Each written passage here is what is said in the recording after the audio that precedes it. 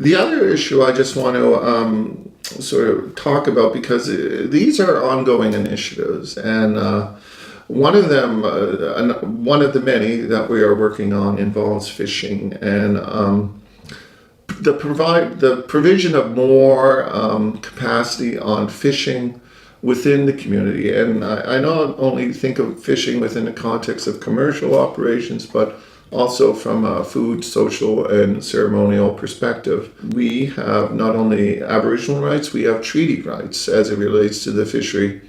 And our community has been quite strong on our positions as it relates to fishing. And for example, there's no martial agreement that exists within our community. And there is no what they call an Aboriginal Fisheries Strategy Agreement, AFS agreement, that exists within our community.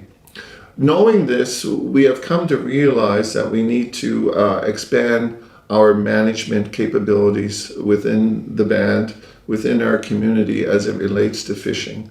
And so we're looking to expand upon these sort of areas in two particular ways. One way involves us currently in negotiations with DFO through the ACFI program, and the ACFI program is known as the Atlantic Integrated Commercial Fisheries Initiative. So we are currently in negotiations with an individual by the name of Kevin Tram, and essentially what we're looking to do is work out an arrangement by which more capacity would be provided to our community as it relates to fisheries and commercial fisheries endeavors. Part of those discussions involve the development of a solid business case, and currently individuals through the Ilnueg organization is helping us in that regard. Another area that certainly deserves more discussion and input from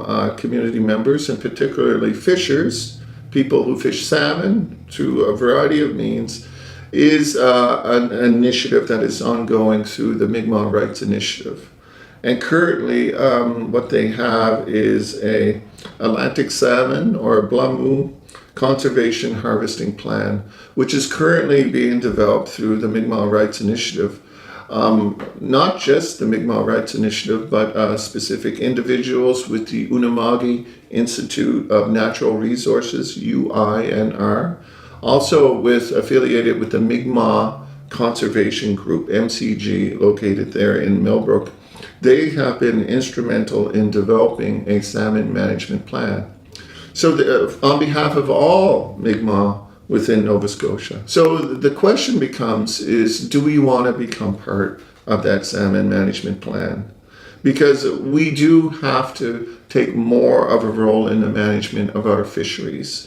We have to start beginning to have that dialogue within our community. We have to start garnering support from government to help us to manage the fisheries in accordance to our own, values and principles and perspectives. So I'm looking forward to having those discussions, not only with government, but also with our own fishers within our community. Within the near future, we will be talking to the fishers and anyone interested in enhancing the management capabilities and capacity within our community as it relates to fisheries. Within the context of the ACFI discussions, we have been part of that program in the past. Currently, or rather last year, we were not part of that program for a variety of reasons. And just to further note that, those discussions through ACFI do not relate to the signing of a quote-unquote martial agreement. That was a separate initiative that had existed in the past. As you know, there is a mandate that has been announced by the federal government to deal with martial and the treaty right to the fishery, and that is currently being coordinated through the Mi'kmaq Rights Initiative with the Department of Fisheries and Oceans. As a band, we certainly respect that process, and we are looking forward to, learning more about how they are approaching those discussions on the actual right-related issues to the Marshall fishing decision. So I just wanted to sort of make that clarification as well. As mentioned previously, I believe within a previous discussion and update, but I just want to sort of come back to that, just sort of the history of fishing and fishing agreements within this community. And it's a very principled and I believe an appropriate position where this community took in the past, and that relates to them not signing either a Marshall Fishery Agreement or an AFS agreement. And the whole logic behind that is if there's no mandate to talk about a right that has been recognized by the Supreme Court of Canada, if government doesn't have that mandate when they sit down and wanting to negotiate with you, then why enter into an agreement with them in that regard? And I see the merits in that, you know.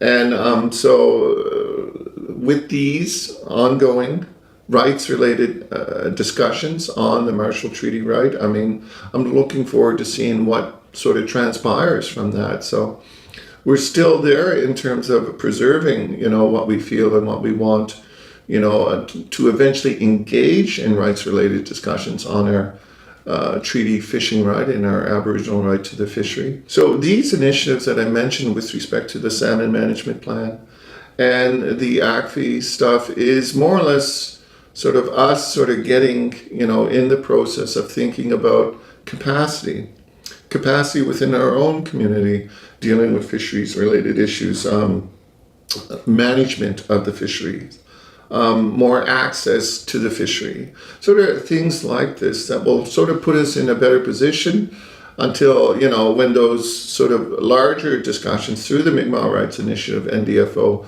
start really getting a foothold here in the Atlantic and more specifically in the province generally.